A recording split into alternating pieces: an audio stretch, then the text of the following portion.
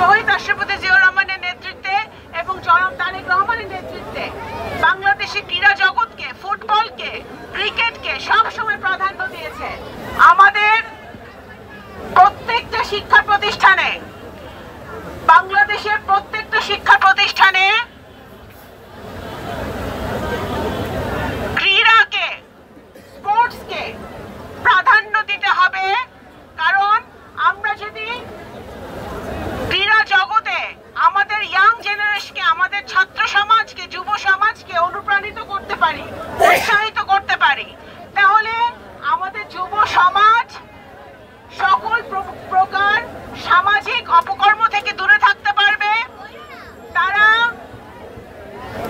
মাদক থেকে দূরে থাকবে, তারা একটি সুন্দর হেলদি একটা জীবনের দিকে তারা জীবন যাপন করতে পারবে।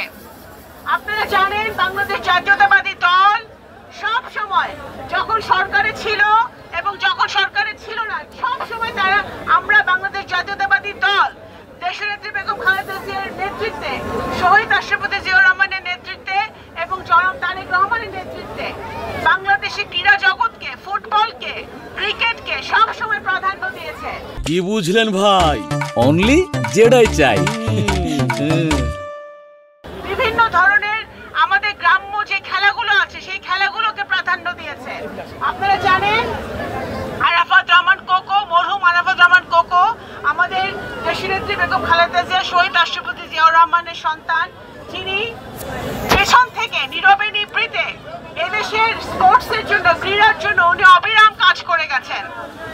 আজকে গত 17 বছরে মাদকের ব্যবসা করে বহু হাজার হাজার টাকা লোপাট বানিয়েছে এই বাংলাদেশের মাটিতে বিনা ভোটের এমপিরা। আমরা ভবিষ্যতে আমরা দেখতে চাই এমন একটি সমাজ, যে সমাজে ছাত্র সমাজ, যুব সমাজ তারা খেলাতে অনুপ্রাণিত হবে। ফুটবল, ক্রিকেট, বিভিন্ন আরো যেই খেলাগুলো আছে যেগুলোতে আমাদের ছেলে মেয়েরা তাদের উৎসাহ আছে, তারা খেলতে চায়, তাদেরকে সেই সুযোগ করে দিতে হবে আমাদের। আমি আপনাদের বোন হিসেবে আমি একটি কথা বলতে চাই যে আমি সব সময় শিক্ষার সাথে সাথে ক্রীড়াকে প্রাধান্য দিতে চাই, প্রাধান্য দেই। আমার দুই ছেলে মেয়ে, দুইজনই, আমার মেয়েও এবং আমার ছেলে দুইজনেই তারা স্পোর্টসে অত্যন্ত অনুপ্রাণিত। আমি মনে করি এটা বৈজ্ঞানিকভাবে প্রমাণিত। আপনারা জানবেন যে বৈজ্ঞানিকভাবে প্রমাণিত যেই ছেলে মেয়েরা তারা ক্রীড়াতে ভালো করে, স্পোর্টসে ভালো করে, তারা শিক্ষাতেও তারা অত্যন্ত মেধাবী রেজাল্ট করে ভবিষ্যতে। সুতরাং আমাদের ছেলে মেয়েদের উজ্জ্বল ভবিষ্যতের জন্য তারা যেন শুধু বাংলাদেশ না, শুধু ফরিদপুর না, শুধু সালতা উপজেলা না, সারা পৃথিবীতে তারা যেন বাংলাদেশের মুখ উজ্জ্বল করতে পারে, সেই জন্য শিক্ষা তো অবশ্যই অনস্বীকার্য, সেই সাথে সাথে আমাদের স্পোর্টসকেও, ফুটবলকেও আমাদের ফুটবলের জন্য কাজ করতে হবে, অনুপ্রাণিত করতে হবে।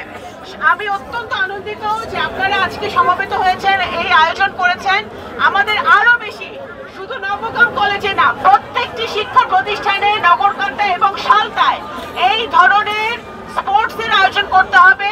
আমাদের ভাই বোনদের জন্য কাজ করে যেতে হবে তাদের সুন্দর ভবিষ্যতের জন্য।